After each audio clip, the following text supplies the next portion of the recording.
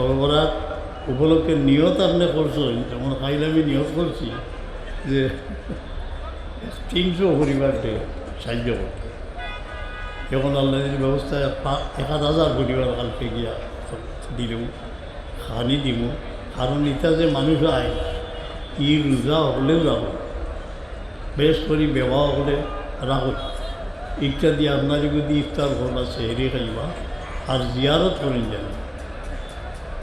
মন আমার চলো 1500 বছর আগে সেই পবিত্র মদিনার জান্নাতুল বকির পাশে দাঁড়াও।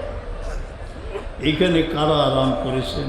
আহলে বয়েত, বানাতুন নবী সাল্লাল্লাহু আলাইহি ওয়াসাল্লাম, ইব্রাহিম ইবনে রাসূলুল্লাহ সাল্লাল্লাহু আলাইহি ওয়াসাল্লাম, সাহাবায়ে ইজরাম, আম্মে রাসূলুল্লাহ সাল্লাল্লাহু আলাইহি ওয়াসাল্লাম।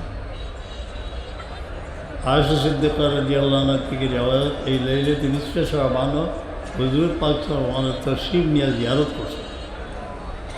কেউ জিয়ারত করেন জানি, জিয়ারত জোর এটা মৌতের ইয়াদ করাই দিব। যেমন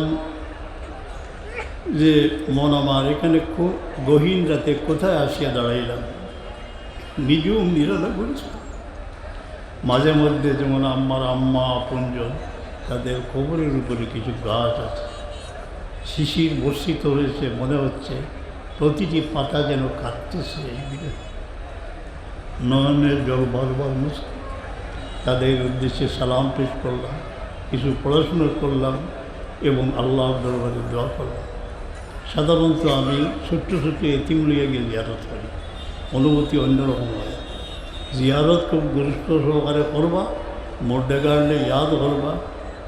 এরপরে ইসালে সবার কথা কইছি যে ইসালে সব হাজার জায়গাত মনের করি সবর ইসালে সবর কোরআনে পাকর খেদমতর কারণে আল্লাহ আমরা তৌফিক বানাইতে রোকা। আমি এখন চাইতে কি হয় আল্লাহ কোনো পাগড়ি চান না, কিন্তু পাগড়ি দিনতে দিলেও পাগড়ি দিতে বাপর নাম গাও তখন যায়।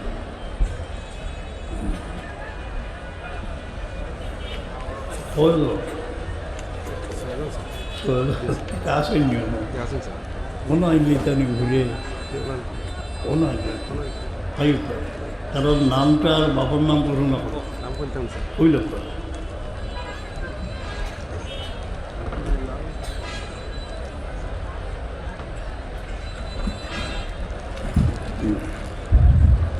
আলহামদুলিল্লাহ, ঐতিহ্যবাহী প্রতিষ্ঠান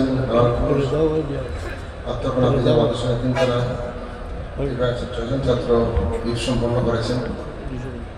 তারা পাগড়ি পাবেন আমাদের